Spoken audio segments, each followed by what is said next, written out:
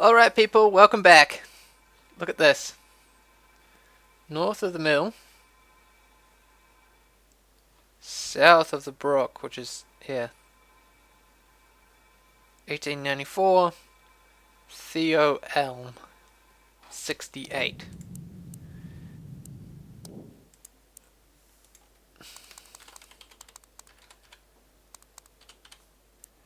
And, what did I say? 1894?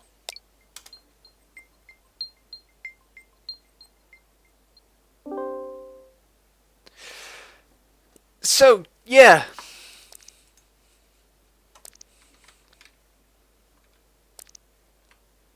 This looks like some sort of, thing. Hang on, I'll read this and I'll get back to you. Alright, so, this is basically the backstory in which there's a researcher doing a story about the Yearwalks, which sort of stopped around the turn of the century. Not this last century, but about 1900 or so. People don't remember it. He found this box in the woods, and he's having these visions and stuff.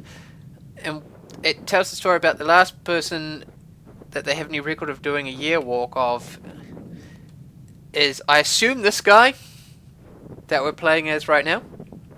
And he underwent the year walk, and then a year later he murdered his girlfriend, that girl. He murdered her because they said that in the newspaper article that's in the journal that doctor diagnosed him as schizophrenic because he's having visions and stuff, and he's saying that that it was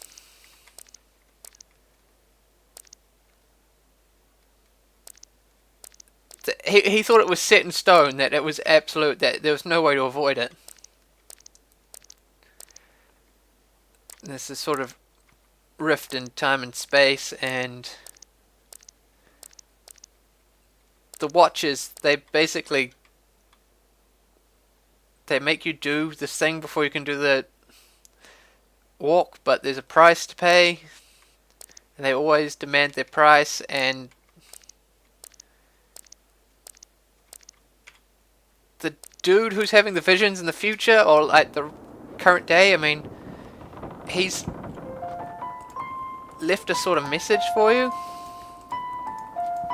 and he's going to do the year walk, and it ends with him doing it, and it's sort of like there's a passage in the church which is like a rift in time.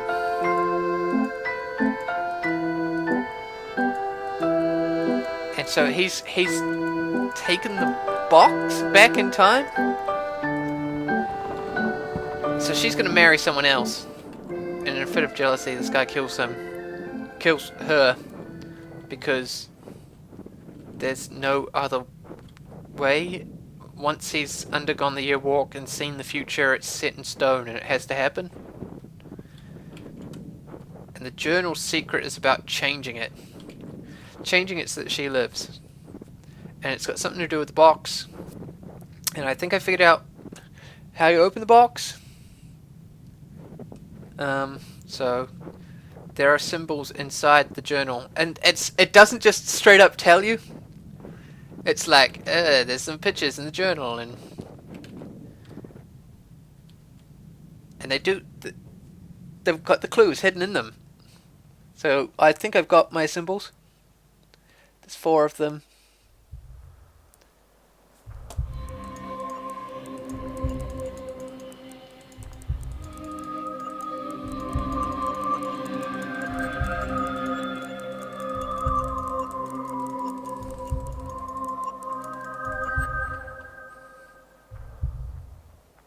That's everything, right?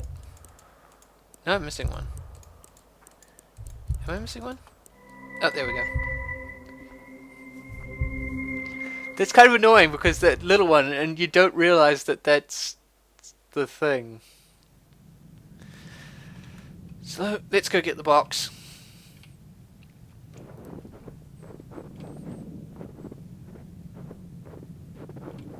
Now, if I'm right, this should be half circle, square, half circle, square, triangle pointing up, downward facing semicircle. No? Okay, I've missed something.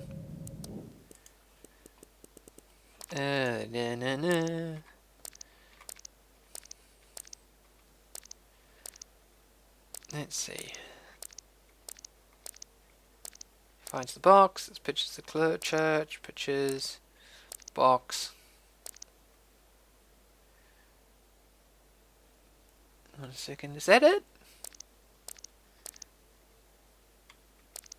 I think that might be it, because...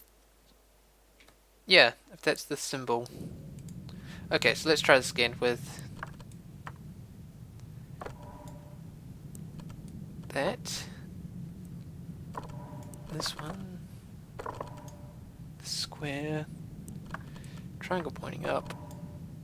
And semicircle pointing down. Alright, there you are. There we go! Yeah, I missed one, there was 5. So this is the key to the thing.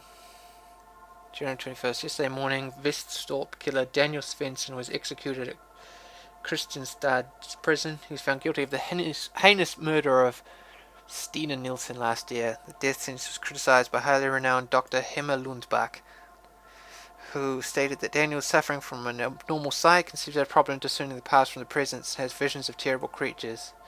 Something not uncommon amongst schizophrenics. Daniel cannot be held accountable for his actions and should be given treatment at an institution for the criminally insane.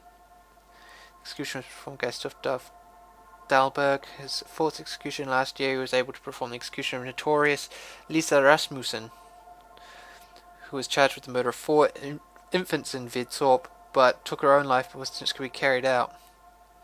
So she must have been the angel maker who killed those 4 children. Security has been improved greatly since.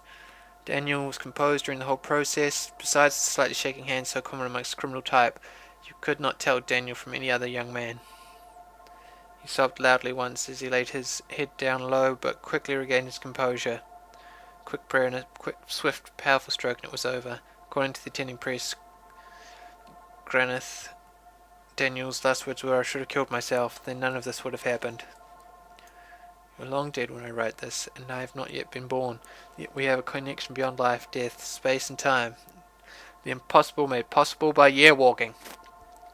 But the Watchers always win. Even though you've not passed through the rift yet, they sense the urge and they want their sacrifice. I wish there could be another way. I am sorry, but for her there is still hope. You can save her. You know what you must do."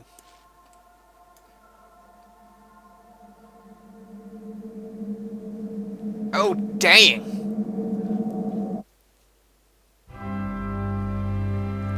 So that's the secret ending. Someone has to die. And that is pretty dark. So, yeah, that's it. He kills himself and therefore prevents the yearwalking from happening, and therefore that's pretty nuts. Oh well, that's it. That's the secret ending. That is the entirety of Yearwalk. Hopefully you enjoyed that little short playthrough, and it was something else, something different to toss up on my channel. We'll do something else, possibly returning to something that I'm already doing, if I haven't already finished other stuff by now. Depends, I record these well in advance, so I don't know what I'm actually doing right now. Yes. Future. Pre-recording stuff. Oh, it's wonderful. Anyway, next time, something else. Look forward to it.